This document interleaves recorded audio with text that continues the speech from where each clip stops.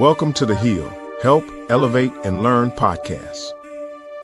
This podcast is a guide to healing your inner child and maturing your inner adult.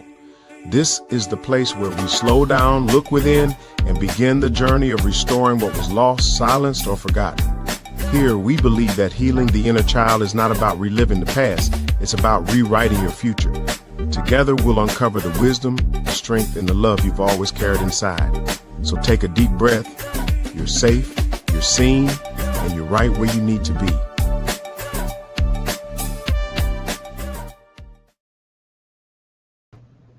Hello, everybody. How you doing today? This is, in fact, Saucony Prince of SauconyPrince.com, where we make motivation personal. We're introducing you to yourself.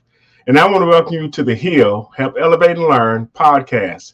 And I'm so excited because I know we have an amazing show today that's going to actually change your life for the better. But listen, in fact, before we hop into the show, we have to thank our sponsor, none other than BetterHelp. This episode is sponsored by BetterHelp. BetterHelp connects you with a licensed therapist who is trained to listen and give you helpful, unbiased advice. First, you go to their site. You can use my link, betterhelp.com/SauconyPrinceHeal. You answer a few questions, and BetterHelp will match you to a professional who's had years of experience helping people with struggles just like yours.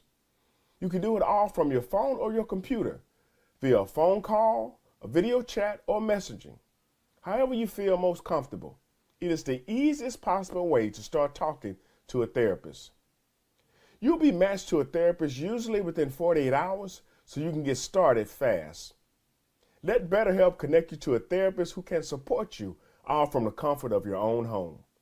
Visit betterhelp.com/SauconyPrinceHeal or choose Saucony Prince Heal during your sign up and enjoy a special discount on your first month.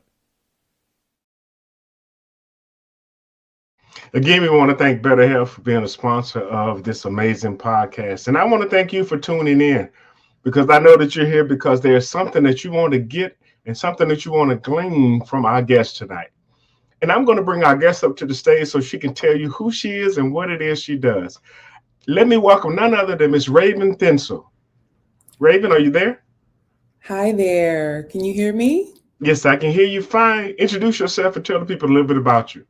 Saucony, thank you so much for having me on your podcast tonight.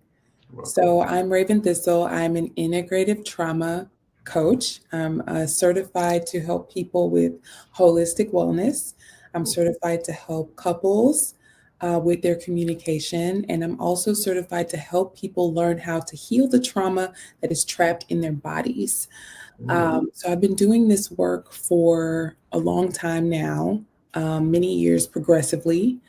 And getting into the deep trauma work is something that I've been doing for the past year and a half.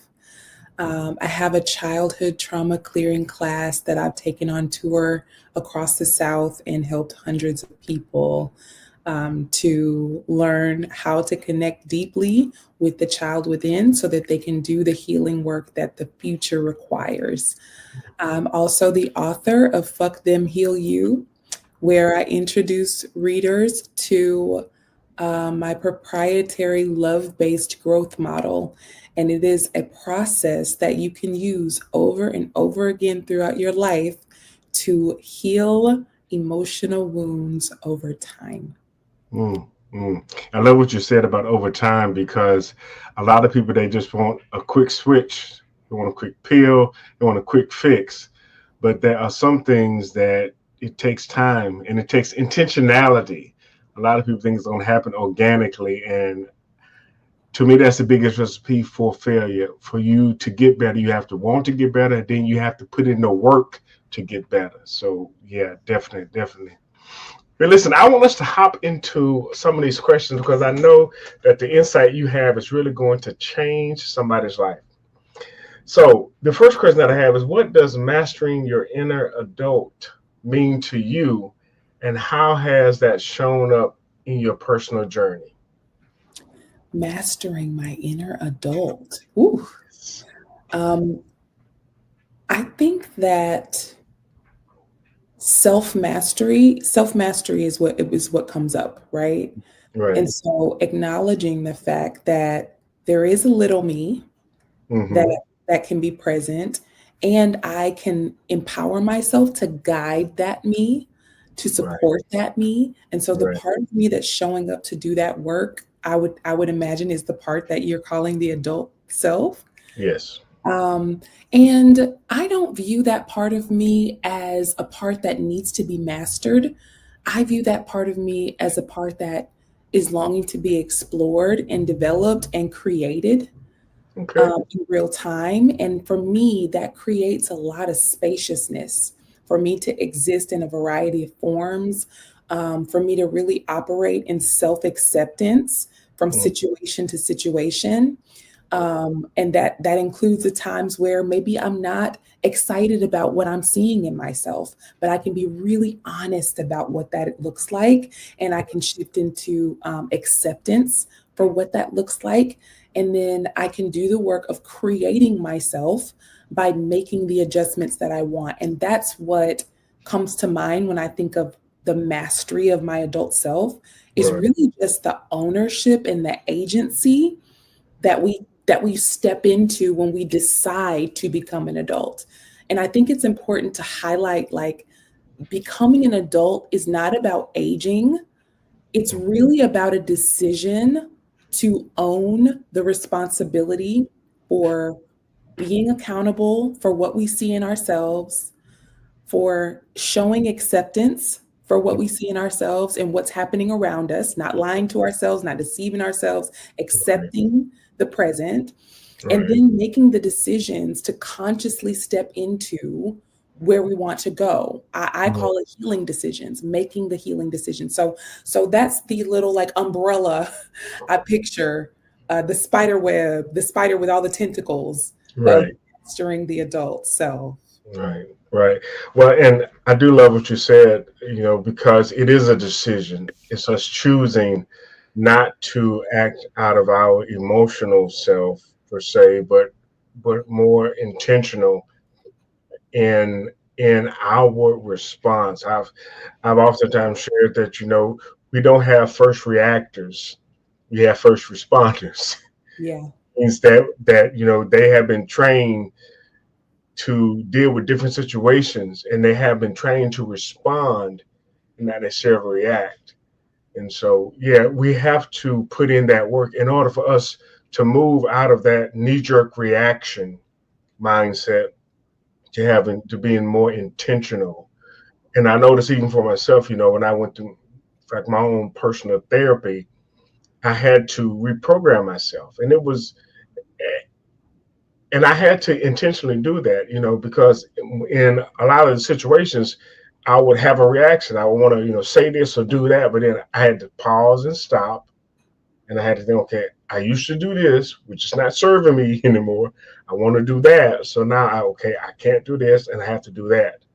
And so I know that that's a part of what it means for us, to. And I love what you just said about exploring, you know, that part of yourself, expanding and being creative in that space, because it does allow you that actual freedom, to, in fact, not only become more of who you are, but to experience that and to even model it for other people. And that's really what we should be doing. We should be modeling the right type of behavior as opposed to the wrong type. So the You next. know, Coney, I don't think of, I try not Mhm. to, as I'm discovering myself, right? As I'm Right. observing myself. Hmm. One of the things that's been really helpful for me is to not classify what I find and label what I find as right, wrong, good, bad, Okay. but to just say, huh, that's something that I'm noticing about me. I wonder why that's coming up, Hmm. right? So, like, let's say I find an urge to lie about something. Okay. I know that a healing choice for me probably wouldn't be to do that, right? Okay. And the curiosity kicks in, the exploration kicks in of what's happening? Why am I having this desire?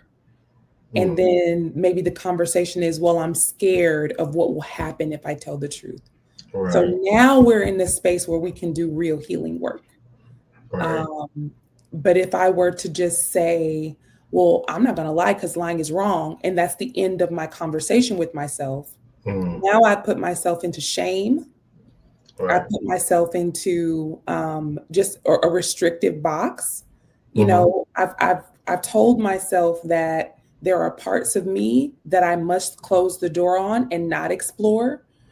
And because I'm choosing to put those things in the basement, you know, those monsters in the closet, Right. I Right. now have forfeit the opportunity to get to know myself more deeply. Because human beings, we're not all light and positivity and sweetness.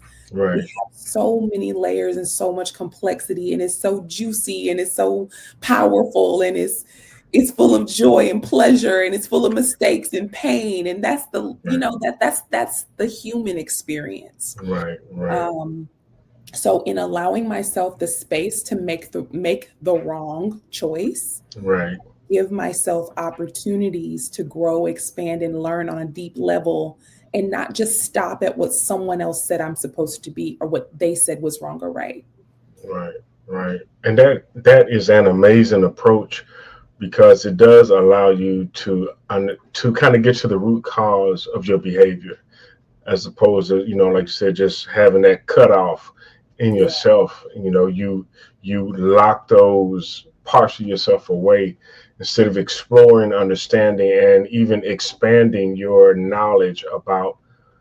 Because I tell people all the time, it's not what you do, but why you do it. Because if you never understand the why, you'll repeat the what. And so yeah, taking that approach is one that allows you a chance to really show yourself more grace and to really yeah, try to understand yourself. And I think one of our biggest challenges is that we have a hard time expressing that level of grace to ourselves. And that's another reason why I wanted to not only write the book, but actually have the podcast, because I know that the podcast, it gives voice to the situations that a lot of people have a hard time talking about. And I've oftentimes said, and my slogan for the podcast is like, look, we're not here to end the conversation. We just want to start it. We want to get mm, the ball rolling and allow people an opportunity to talk about things that they may not have talked about, or even think about things that they may not mhm, have actually thought about. yeah. So our next question is, many of us carry unhealed parts of our childhood. What are some of the signs that your inner child is still in control of your decisions today? Mm. You know, I talk about this in my book, in Mm-hmm. Fuck Little You, Mm-hmm. um, that little you is always with you. Right. Little you is always with you. And a lot of times we are reacting to situations Mm-hmm. before we understand why we're reacting the way we're reacting. And a lot of Right. times, if we pull the thread, we'll find that it goes back to a feeling that we used to have. I think Right. one of the big indicators is making assumptions. Mm-hmm. When you find yourself assuming what something means, it's Mm-hmm. usually based on something from your past, whether that's from your childhood, from your adolescence, from last week. Right. Um, you're jumping to this conclusion because it's reminding you of something else, because of a familiar story that you already have in place. Mm-hmm. Um, and you really won't know if it's coming from childhood or some other place until you pull that thread. Usually, what I find with myself and with Mm-hmm. clients over the years Mm-hmm. is that when something seems and feels so obvious that it Right. doesn't seem like I'm making an assumption, and I'm so tethered to this idea, it's so firmly grasped and it's so deep inside of me, it just feels like a part of who I am. Right. Usually that thing is rooted in childhood, whether it be positively impacting my life or Right. even if it's something that I want to change, right? Right. Because we spend a lot of time talking about the negative ways that childhood experiences impact us and show Mm-hmm. up in our lives. But there are so many ways for me that the positive things that I experienced in my childhood have Right. shaped me. That I've started to lean in. And Sakoni, reel me in, okay? Reel me in if I go swimming too deep. All right. No, no, no, no. Go ahead. Take your time. I like to bring balance into the conversation around childhood. Okay. Your question was, what are some signs, right? Mm-hmm. So I said assumptions. I'll also say your thought patterns. Like if you observe that you have a pattern of black and white thinking, it's Mm-hmm. either this or that, and that Right. you can't break out of that, Mm-hmm. that's usually coming from a childhood, from a place of a childhood wounding, Right. right? Right. A very rigid place where you had to show up a certain way. It was yes or no. You either Right. ate it or you didn't, and nobody cared why. You're seen and not heard. There's no gray allowed. Right. Right. Um, so those are the two that come to mind just off top. But when I talk about bringing balance into the space, Mm-hmm. I affirm clients to connect deeply with what they like about themselves today, Okay. and then see how they can tie those traits to their childhood as well. Mm. So that way, we're not just building a case Right. for why everything's going wrong in your life, Right. right? Right. we're Right. also building a we're also building a confidence that I've Mm. always been this part of myself that's good, that I like, that I want to keep. Right. um, and it also puts the person in the driver's seat for their own healing process, because now you are the decider of which traits, personality things, mindsets, Mm-hmm. emotional patterns you Right. want to carry forward with you, and which ones you want to change. Now Right. you're acknowledging that you can do that. Um, Right. yeah. Right.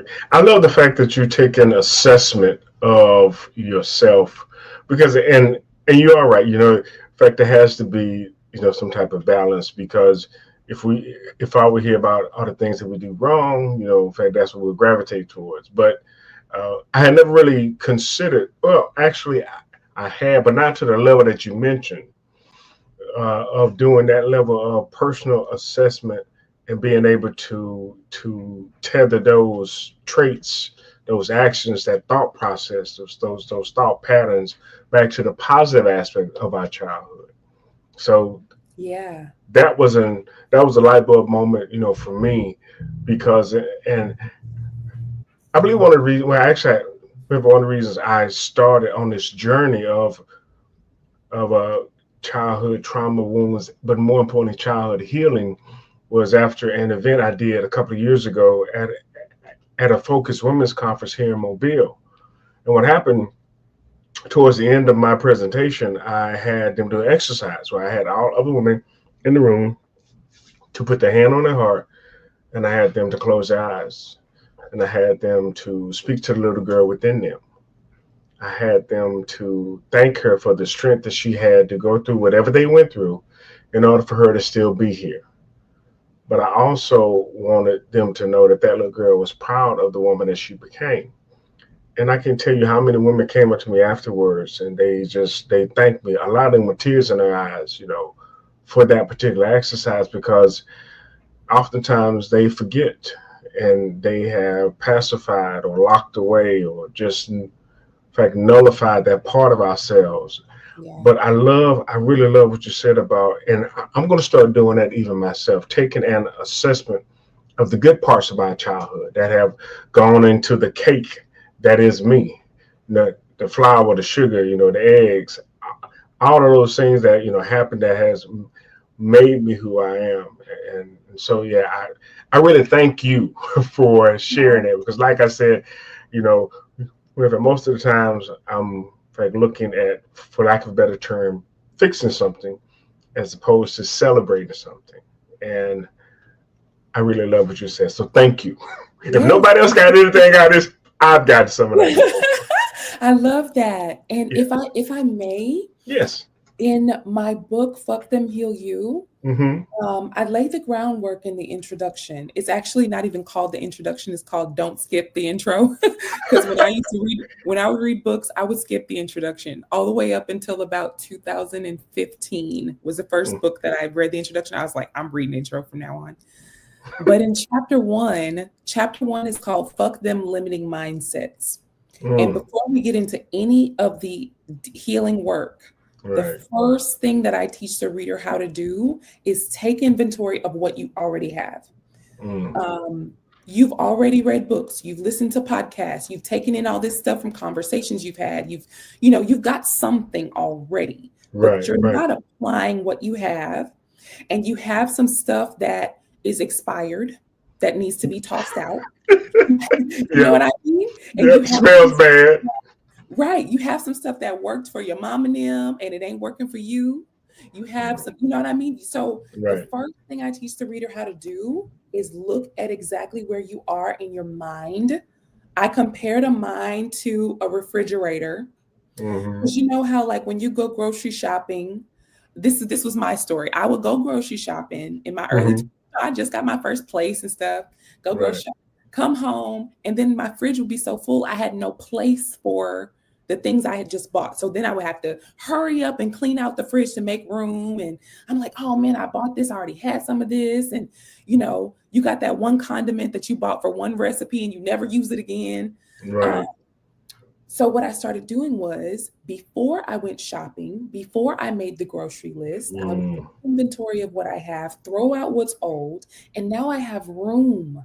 And I can actually build on the ingredients that I already have to make a recipe and use what I have. And so Right. what we have to learn how to do with our mindsets. We have Yes. things in our minds, our thoughts, ideas, old conversations, expired opinions that are Mm. blocking us from healing, from Right. doing the healing work. So you can't even digest chapter 2 until you have cleared out your refrigerator. Mm-hmm. And I teach the reader how to do that. Okay. Well, I'm definitely have to get a copy of your book because it sounds like it is something that would help me, even in my endeavors, to again just raise people awareness, and you're absolutely right.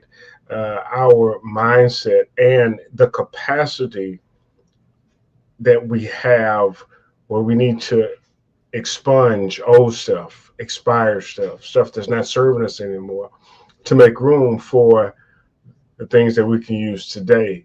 And I love what you said because even with the analogy that you gave, you know, you old stuff you need to get rid of, but you still have some stuff that's good, and you can then pair it up with new stuff that you bought to make something else. And the same way, even in fact, with our thinking and our understanding, we don't have to get rid of everything and abandon all of our beliefs, but there are some things that really aren't serving us anymore. And those are the things that we need to get rid of. But we also need to make room for what's new.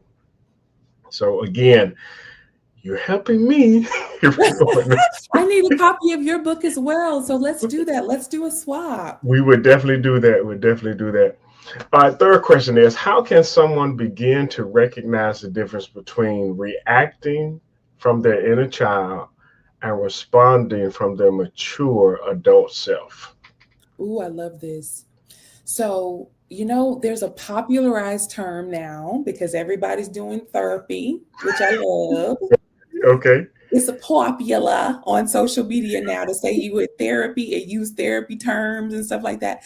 And Right. so people are saying triggered, triggered, triggered, triggered, triggered. And I first heard the term triggered in therapy. Mm-hmm.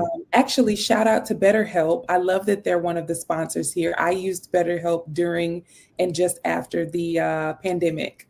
Okay. So I encourage people to go to BetterHelp.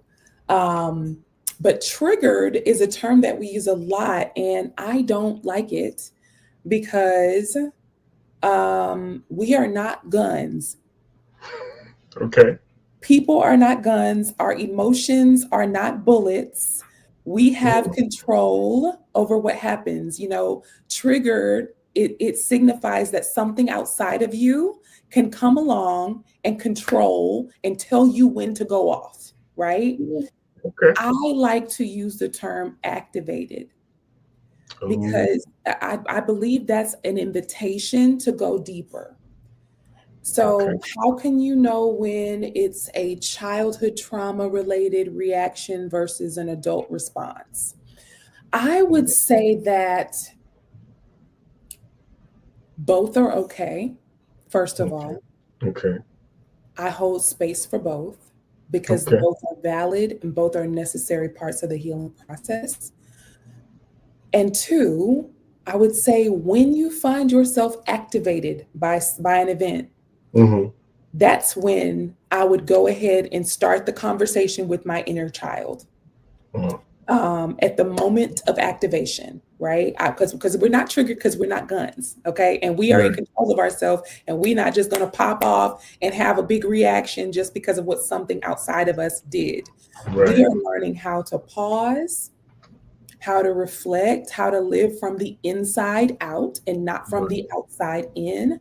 And so when you're activated, that's an invitation into that curious conversation with self.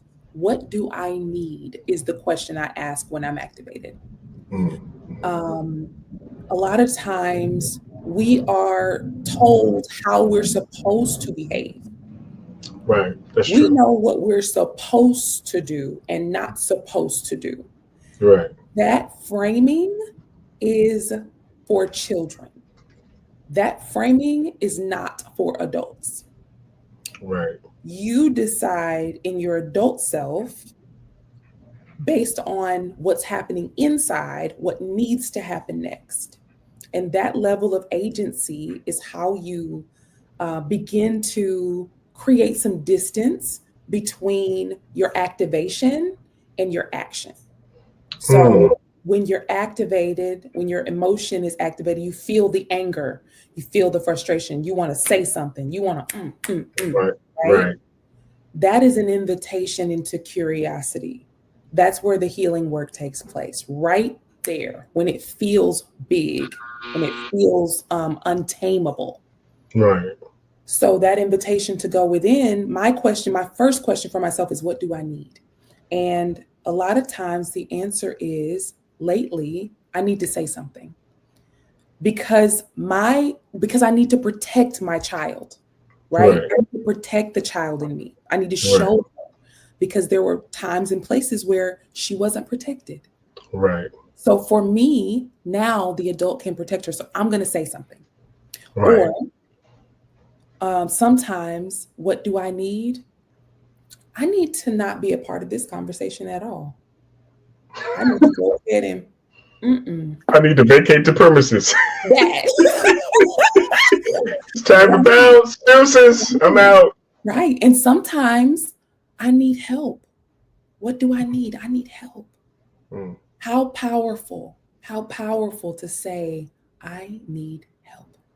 I'm not sure what to do. And let it be okay.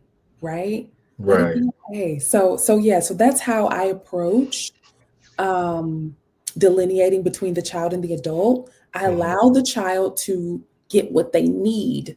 And as the adult, I give it to her. And that process is the healing process. Yes. Yes. Okay, so many nuggets, so many things. But as you were sitting there talking, and I know this has become a buzzword these days, but there's some reality in it. Only thing I could think of was emotional intelligence. Because there has to be, and oftentimes those seems like two ends of the spectrum, but to have them married together, again, that child part of us, the emotional part, but the intelligent part, the adult part of us working in tandem and knowing, okay, I know how you feel, but this is how we're going to be activated, and this is how we're going to respond in a situation, and being able to not just have one response, one default, being able to look and see, okay, again, in fact, like you said, do I need to speak up?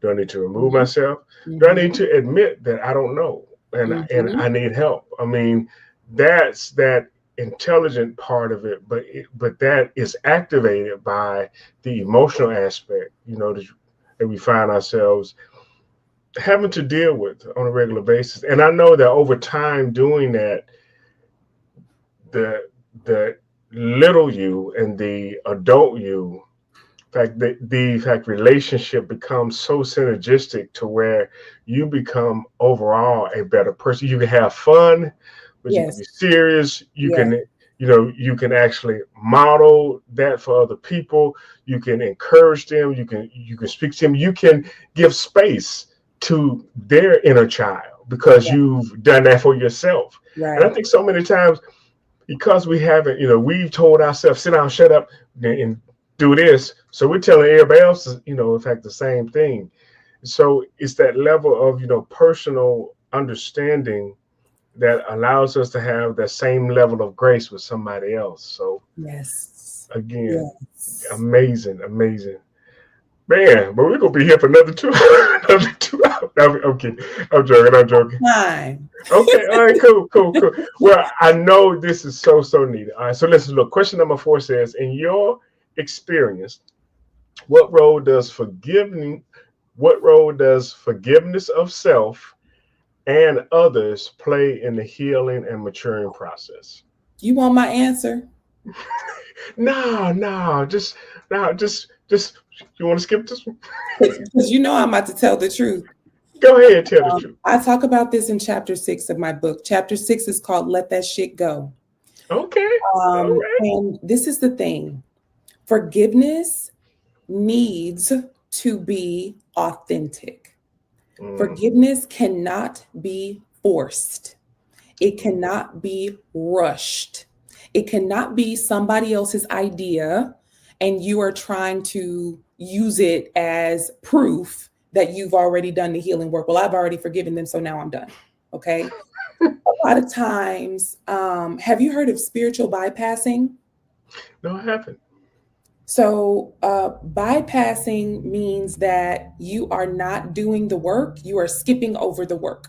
And so, some people use intellectual bypassing where they know all the smart therapy words and they know what to say. And so, they figure it out, they read a book, and they're like, oh, okay, now I don't have to do my work, right? Spiritual bypassing is really dangerous because people use the Bible, people use church and spiritual like lingo and all these concepts to try to really get out of doing the deep work. So you're meditating, you're going to yoga, you going to church every Sunday, you praying, you reading your Bible, you whatever it is, but you haven't done the deep inner work. You can't skip it. And so forgiveness a lot of times is pushed as proof that you have done the healing work. It's supposed to be this crown jewel on top of your healing process.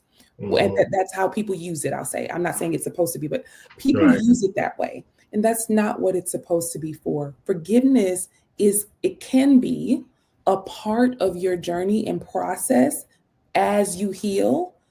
But if it doesn't come up yet, accept where you are and continue asking yourself, what do I need now? What do I need now? I liken healing emotional wounds is so much like healing physical wounds. I love making this analogy because our bodies were made so perfectly. Our bodies were created to be so wise that when we have a cut, a scrape, the first thing that our wise body does is create a scab for us. A scab is phenomenal, Sakoni. A scab has 2 purposes. It is to prevent re-injury. That's why it's hard to protect the coat. And it's also to prevent infection, which is why it covers the entire open spot. So nothing can get in and nothing that's supposed to be in goes out. When we have an emotional wound, our soul is just as wise, created just as wise as our body. And so the emotional wound also gives us a scab. And sometimes that scab is I don't want to be in a relationship ever again. Sometimes that scab is, I'm not talking to her. Sometimes it's, fuck them, right? Right. So when we have that, that is a scab. Mm-hmm. Beauty of a scab is healing work is happening underneath it, okay? The creative process that we call healing is happening underneath the scab. Right, right. And when that process is finished, the scab falls off on its own. Right, You right. try to peel it off prematurely, you know exactly what's going to happen. It's not healed all the way. You're going to make it worse. You're going to create a scar. And that's what forcing forgiveness is like, trying to pick that scab off prematurely. Forgiveness is supposed to be when the scab falls off the wound. Nobody can tell you when it's time to do it. It comes from inside. It is between you and God. It is a work. It is a divine work of God to reach that place. And it doesn't have to happen in this lifetime. That's my take. Expound on that a little bit. Don't let nobody rush you into that. Okay, gotcha. Because what say you get hit by a car and you haven't gotten to that part of your healing process yet. Are we going to make that wrong because you're authentically on this journey, right? It doesn't mean don't do your work. It doesn't mean intentionally hold grudges. It doesn't mean any of that. What it means is allow yourself the dignity, the respect, the trust that when the time is right, every scab will fall off. And if it needs a little help, you will know. No one outside of you can guide that process. Ooh, again, helping me. Because it sounds good, doesn't it? It sounds so spiritual and advanced for me to be like, oh, you just forgive everybody all the time right away for whatever. Okay, yeah, that's great. But what people have to go through their process. Yeah, that's true. That's true. That's true. Can't rush it, can't fake it. It's a whole lot of faking going on. A whole lot of faking going on. And who does faking your healing benefit? Just your ego. Just your ego. Just your reputation. What other people think about you. And that's why the name of my book is Fuck Them, Heal You. It's not about being against other people. Actually, this book is teaching you how to love other people genuinely. Right. But deprioritizing the things that are blocking you from doing the deep work of healing. And other people's perceptions of you is one of those things that's blocking you from doing the real work. Because if you say, I'm not over what happened yet, they're going to think, well, you're just not doing your healing work yet. You're having a pity party. Who gives a fuck what they think? It's the truth. You're not over it yet. You have more work to do. Well, what's wrong with being in the place where you can honestly say, vulnerably, that's so vulnerable to be able to say, I'm still angry. I'm still hurting. I'm still scared. I feel lonely. I don't feel ready to accept them back into my life. I don't know if I ever will. I don't feel ready to accept myself. How about we tell the truth and stop fucking around with our own well-being? And that's my take on forgiveness. When it comes, it's so beautiful and freeing. And it might not be. The forgiveness can come, but there's still more. Healing is lifelong work. Forgiveness doesn't mean that it's over. You can forgive somebody while you're at stage 2 or 3, and you've got 7 stages left. You don't have to wait till you feel better to forgive. It's not about feeling. You can forgive somebody. It's a decision to let go of whatever they've done, including yourself. It's a decision, right? That's true. That's true. That's my soapbox on forgiveness. What else you got? What you got? Okay. All right. Well, what else I have is what practical daily habits or practices help nurture both healing the inner child and strengthening the inner adult? So what daily practices help that? Ooh, well, being honest with yourself, Okay. being honest with yourself constantly, right? And not running from that. People who have an avoidant attachment style tend to run from the truth and live in denial. So I recommend for a listener, take the attachment style test online. There's free ones. Figure out what your attachment style is. And if you are an avoidant, pay close attention to your ability to hold difficult emotions. It's going to be really tough for you to sit with the truth. And that's where your work begins. So I would say telling yourself the truth all the time. Okay. That's what I call self-discovery in the book, the truth. And then 2 is the acceptance, accepting every day, accepting yourself. This is what I see. I accept me, right? Compassionately making space for yourself to be as you are.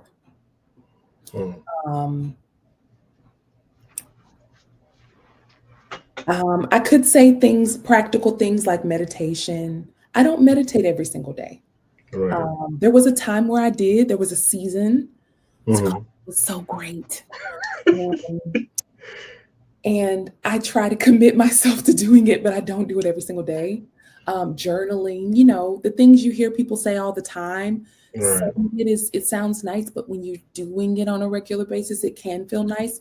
And also, this is where the acceptance comes in, is maybe not. Like, people really wanted me to do yoga. I don't like yoga at all. I don't like it. And Tell us how you really feel. I don't like it. It's not for me, So maybe you might be listening and you're like, you know what? I don't want to journal. It's not for me. That's okay. So the acceptance, like once you're in the place of truth and you stop trying to make yourself be or do something that somebody else said you were supposed to do, even me on this podcast, you can be really honest about what you need.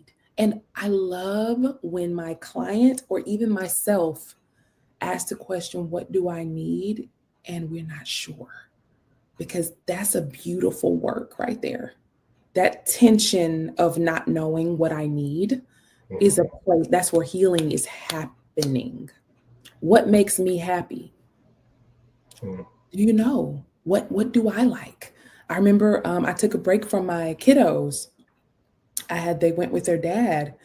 And for the first few weeks, I didn't know what to do with myself. I didn't know, what do I like to eat? Because I just cook what they like.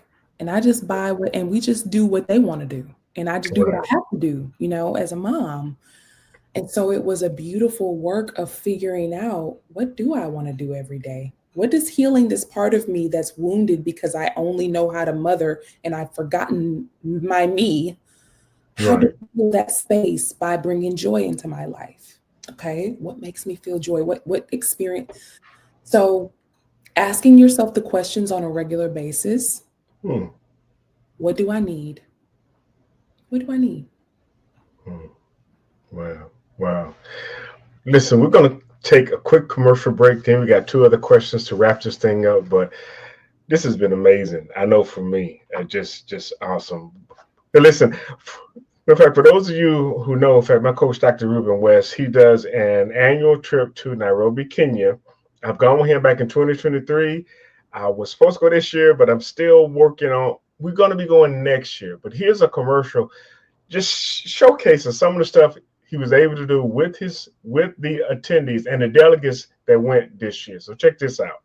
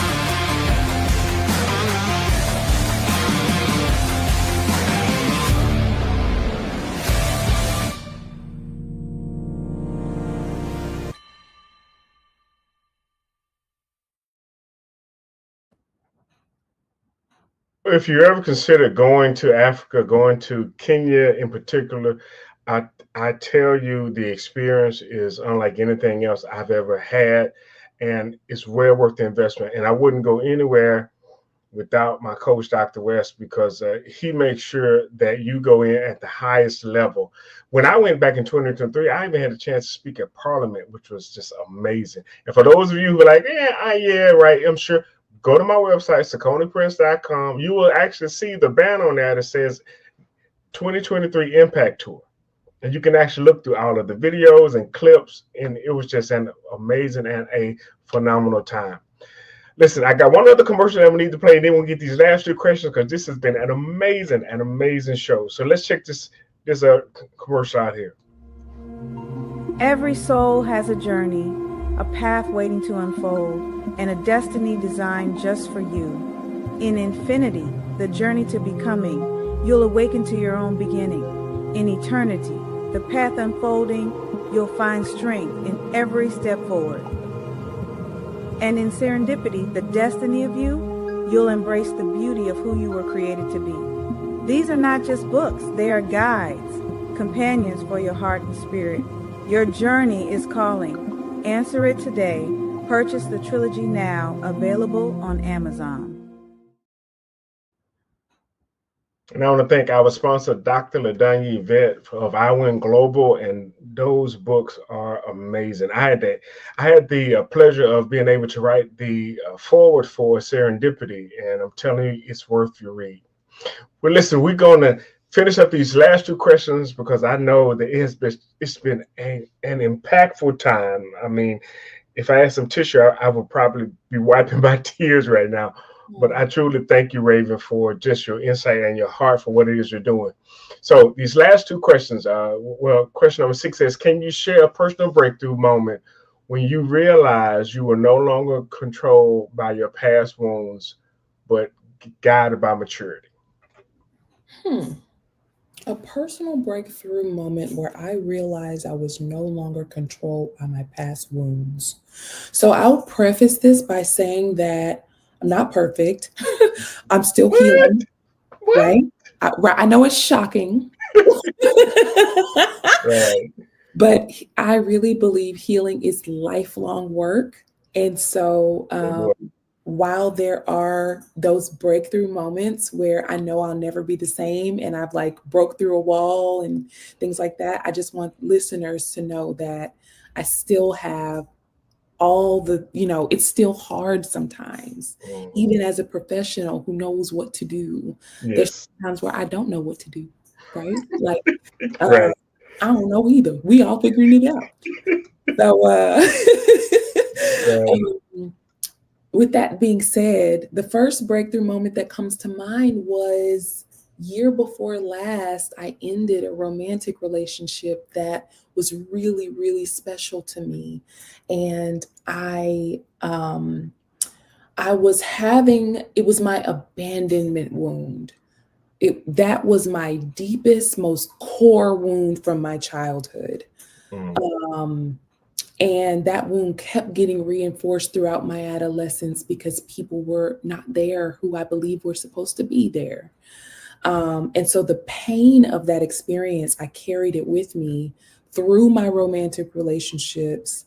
And this romantic relationship was no different. I knew I needed to leave it, but the abandonment, like the feeling of losing that person was overwhelming for me. And so I knew, like, mind you, I knew that the relationship wasn't going to work, but I wasn't accepting that because of the fear, the abandonment fear was so deeply woven into who I believed I was as a person. Right. And so I went to EMDR therapy. It's a special type of therapy that, a therapist has to go through a special type of training to learn how to do this. It is for people who have experienced trauma or have post-traumatic stress disorder like I do. And so EMDR stands for eye movement reprogramming desensitization. I may have the letters mixed up, but that's what it stands for. Okay. And so they're reprogramming your mind to no longer be frozen by the activating experiences. And that was extremely powerful for me. It was also a lot of emotional and mental work. After EMDR sessions, I would feel like I had just run a marathon. I was so exhausted. Wow. And I was in that therapy we did about 9 months of work together. Wow. And at the end of that 9 months, I knew I was ready. I was ready to let go of whatever I needed to let go of. It was so empowering. It was a huge milestone for me. I did end that romantic relationship shortly after. And since then, I haven't had that abandonment stuff. It just hasn't been a part of my lived experience anymore. I've been able to really move past that in a powerful way. Does that mean I'm completely healed from abandonment stuff? Probably not. Okay. And I prepare myself, even when I have those big milestones, I prepare myself that this thing might come up again. And if it does, it's okay. Wow. Your journey is just amazing. I mean, and I applaud the work that you put in to you, for you, not for somebody else, but for you. Because, like I tell people, no matter where you go, you're there. So if you never develop as a person, you take the same thinking from one job to the next, from one diet to the next, from one goal to the next, from one relationship to the next. And so putting in that work and understanding that, what makes you who you are, I believe is so important. All right, last question, and we're going to wrap it up. What encouragement would you give to someone who feels stuck in old patterns and unsure if real healing is possible for them?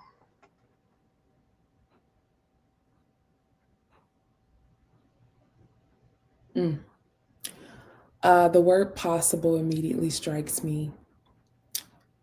The first piece of advice I would give to that person is to decide that it is possible. Okay. Even if you don't know how, that's a beautiful place to start. It's possible for me to do this healing work. It's possible for me to move past the limitations that are coming from inside of myself, my mindsets, my emotional, activation, whatever it might be. It's possible for me, but I don't know how. That is a beginning. If we say I don't know if it's possible, that's a period on the end. That's finite. Admitting that you don't know how opens doors. Now you can ask questions. Now you can get specific on what you don't know how to do exactly. And you can seek help and support. I would also recommend that you get one of our books. Sakoni Prince is an incredible author. He's done a lot of work in this space to create resources for people like this podcast, like his books. And I mean, I've talked so much ad nauseum about Fuck Them, Heal You throughout this podcast. I don't think a listener could take it anymore if I mentioned it again, but here it is, and you taking it again. So. Look at you taking it one more time. You could go to fuckthemhealyou.com and get the audiobook or the ebook, or you can order you a physical copy. If you wanted to get started. I would say that, even if it's not one of our products, there are so many resources, but first you have to admit that it is possible. Right. And that takes courage. Yes. And from that point, you can begin to unravel your unique how. So true. Well, so is that how somebody would contact you? Either go to the website, or if they do have another, can they follow you on like social media, Instagram? Yeah, the best way to get in touch with me personally is email. You can email me at rs.thissel@gmail.com. Okay. You can follow me on all the social medias. My name is Raven Thistle on every platform. Super easy. And you can reach out, once you get the book. I would love to hear your feedback. People comment all the time on the posts that are already there. I got a comment the other day from a college professor. She played the audiobook in her classroom. Wow. In her classes because she felt that some of the lessons in there were things that could help her students. So she played it in class. I read all the comments, I read the DMs. Let me know how it serves you once you listen to it. And thank you for having me. You are so welcome. And I do want to applaud the work that you do when it comes to, to this, because I believe again that there are so many people that are walking through life and they haven't taken the time to do the healing or even understand and know that they need to. They're just responding by default. But conversations like this, books like yours and even mine help to raise the awareness of, there are some things in life that you can change if you want to. So again, I want to thank you. Well, listen, that has been our podcast. Again, another amazing one. I am so thankful and so glad that Raven took the time on her busy schedule to be a part of this. And I know that you got something out of this, because I have. But listen, we are going to wrap this up. And for those of you, I'm going to put all of her handles, her email. It's going to be with the post, so you can go there. You can go into the comments. You can actually check and click, follow her, email her, and let her know like the difference that she's making in your life. Because I can tell you, I've told her, and I'm gonna tell her again, just what a difference she's made in mine. With that being said, we will see you next time. Talk to you soon.